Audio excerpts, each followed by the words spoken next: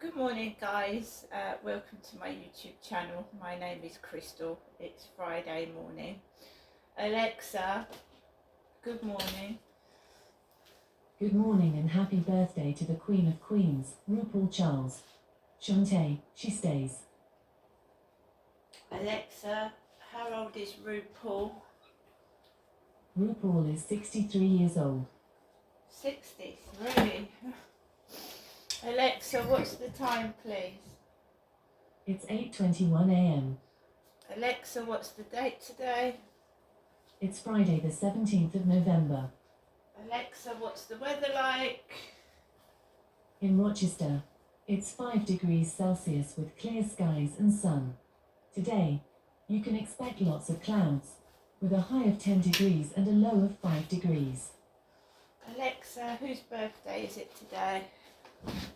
Today's famous birthdays include American-Italian film director, screenwriter, slow producer and actor Martin Scorsese, American actor, comedian, director and producer Danny DeVito, Canadian actress Rachel McAdams, American drag performer, actor and musician RuPaul, and Welsh actor Tom Ellis.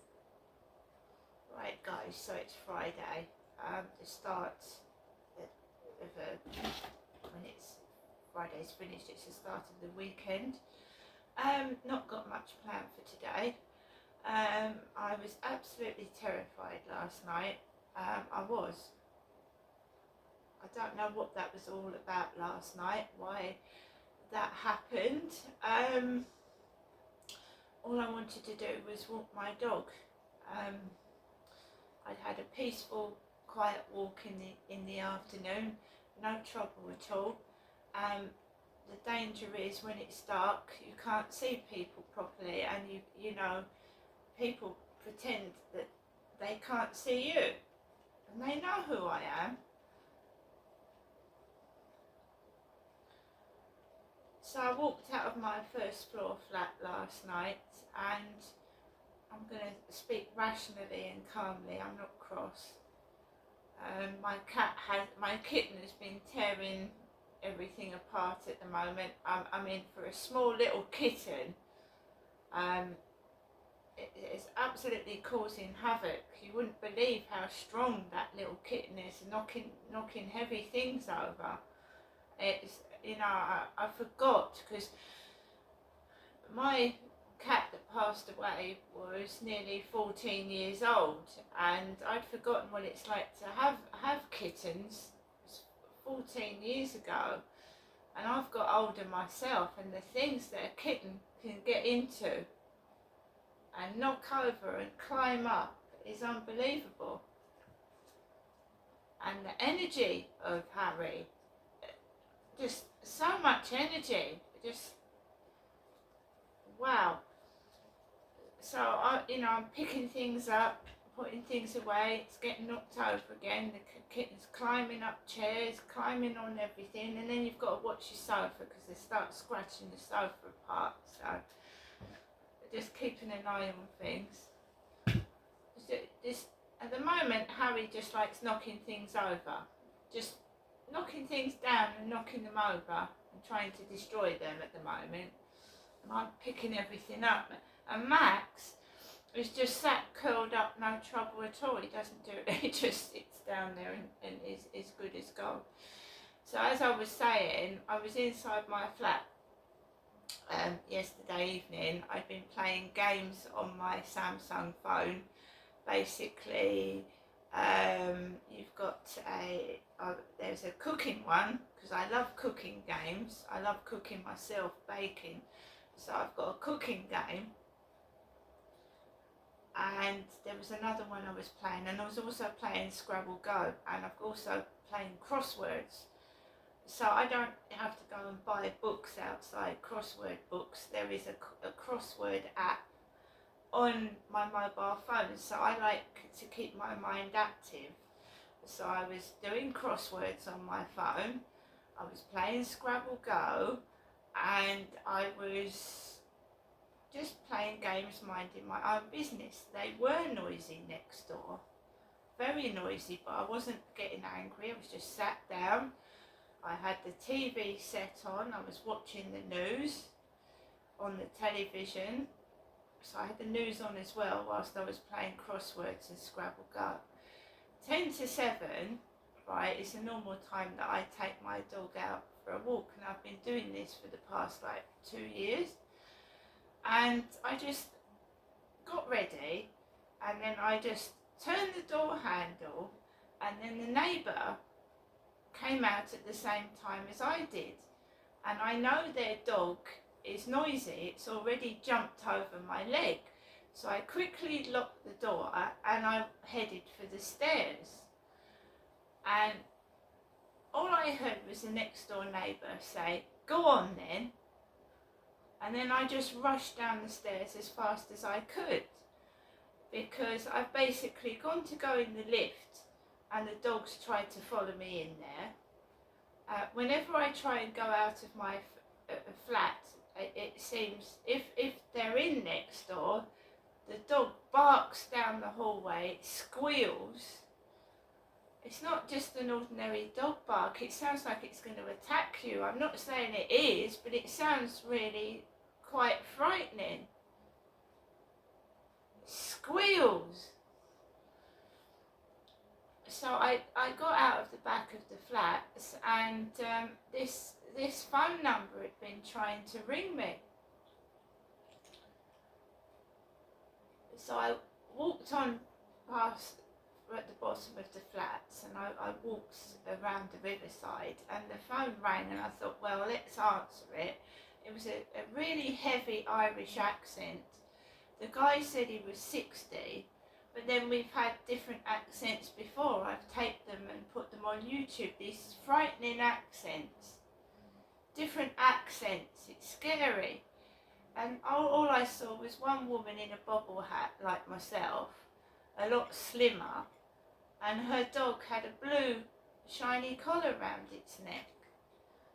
And I was trying to keep my cool and keep safe, and I just walked around, and I walked home talking to this Irish bloke. Or was it, I'm scared now. Who are these voices? Where are they coming from? These funny accents.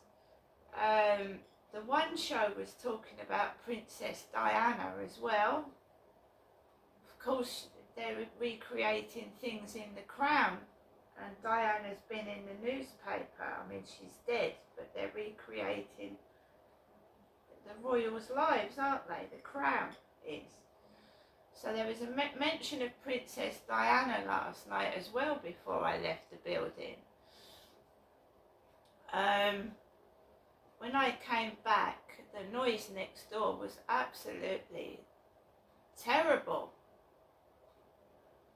And again it went on until the early hours of the morning, like some kid is running up and down, running up and down, running up and down, and I'm trying to go to sleep and you can't. You can't. So I just have to ignore it and go to sleep with Coronation Street on. That's what I've been doing since they've moved in next door. Is going to sleep with the TV set on.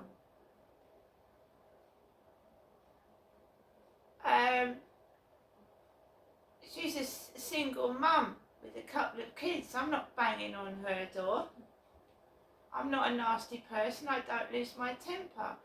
When the guy next door came out with that dash hound, I didn't shout at him. I'm 5'5", he's about 6 foot. I'm not going to shout at a man. I mean, I've already been told to fuck off this week by a 6-foot male jogger on the field.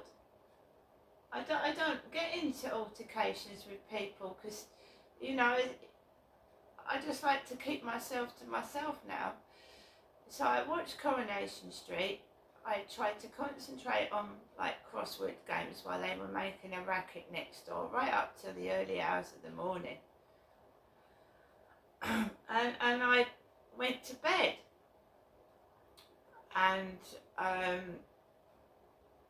eventually I went to sleep for a few hours, and I woke up at 7 o'clock this morning, And I've got the worry of the electricity and the gas on my mind because it's freezing cold in the morning, isn't it? It's freezing. And all things like that. I've taken a lot of phone calls, a lot. It's like someone is purposely making you angry and upset. Now, why would they want to do that? I haven't seen my mum this week. My mum's an adult. She's my mother. My dad, Derek, died 2 years ago. I'm a single woman by myself. And I'm just trying to give my mum some space. I need some space. And that's it. And I had that message on Flirt Finder from Grogosaurus, and my dead father called himself Derek Grog. So somebody's obviously aiming all this at my dead dad, and I'm getting it for some reason, and I don't know why. I do look like my father. Daughters do normally look like their dads, and sons look like their mothers. It is that happens. But I mean, I'd be a midget version of my father. I'm tiny. My dad was 6'2" and very wide and big. He was a very, very intimidating man. So there can't be any mix up there, surely. A minute. Anyway, so it is, the sun's out in Rochester, but it is cold, hence I've got my jacket on. I've got a tiny bit of a cold after my flu jab. And you just wonder what today's going to bring, don't you? And this is why the camera comes out. This is why I'm cataloguing what's going on. And then you could go back to it. I mean, the police are doing nothing. This person is terrorising me, absolutely terrorising me.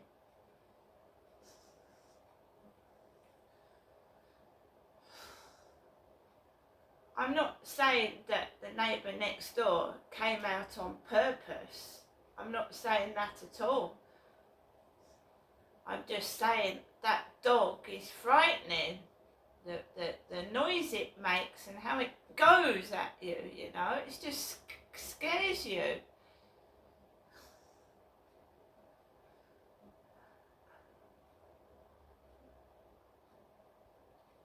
So I'm just at my home today. I'm not going anywhere. I don't want to eat lots of food. It doesn't matter what people think, what they say. I mean, I'm just being honest. Eating takeaways is not good for my health, so I don't want any. I'm not hungry. I've got food in the cupboard and I'm fine. I've got this little monkey to keep me occupied. He's absolutely just biting, scratching, and I'm having to like watch what he's doing. He's knocking everything over.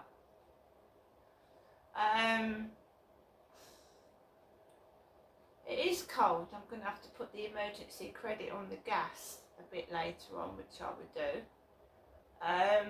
Everyone's in the same boat. Everyone is. Everyone is in the same boat. The country is in a terrible state. People are struggling to feed their families and heat up homes in the winter. And if it's cold now, it's obviously going to get really, really colder. I remember last year it reached minus conditions. I remember walking home in the freezing cold conditions from Chatham to Rochester and almost freezing to death. And I was like a freezing cold statue, trying to rub my hands together to keep warm when I'd walked all that way, because I couldn't get a taxi home, and there was no way I was staying overnight with my mother, who is unbearable, you know. I stayed overnight with my mum and dad once when I police drove me to my mum and dad's years ago now it was, because I had a head injury. I'd been injured. And they said, Miss Marshall, you can't stay in your flat overnight, you've had a head injury. So the so-called police drove me up to Chatham, and I said, I don't think it's a good idea, because I know what my mum's like. They said, you've got to stay somewhere, you can't stay by yourself, you've had a head injury. So they drove me up to my parents. My mum answered the door and she was angry. I did have minor concussion. And all I can remember my mother doing was saying, don't touch anything, Ginestra, don't touch anything.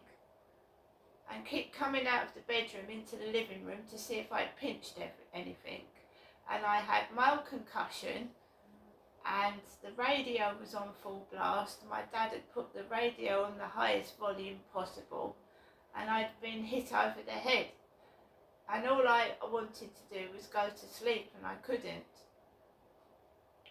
And I said to the police I didn't want to go around there. I said I'd be better off in my flat on my own. And I would have been. I was kept awake all night by a loud radio. I had mild concussion, I'd been struck on the head. I was kept awake by the loud radio all night, and my mother kept getting up and seeing if I'd pinched anything. I wasn't in a state to pinch anything. I had concussion. I couldn't remember, the phone number of the housing, because I'd got locked out of my flat and the police had to look it up on their phone. And they called a locksmith out to get me into my flat. And the police called my dad and told them what had happened, because they asked for my parents' phone number. And the police and my dad said I'd better go up there then. I remember going back to my flat the following day. I hadn't had any hospital treatment for a head injury, and the police must have thought it was bad that I couldn't stay in my flat by myself. Didn't have any treatment for that head injury.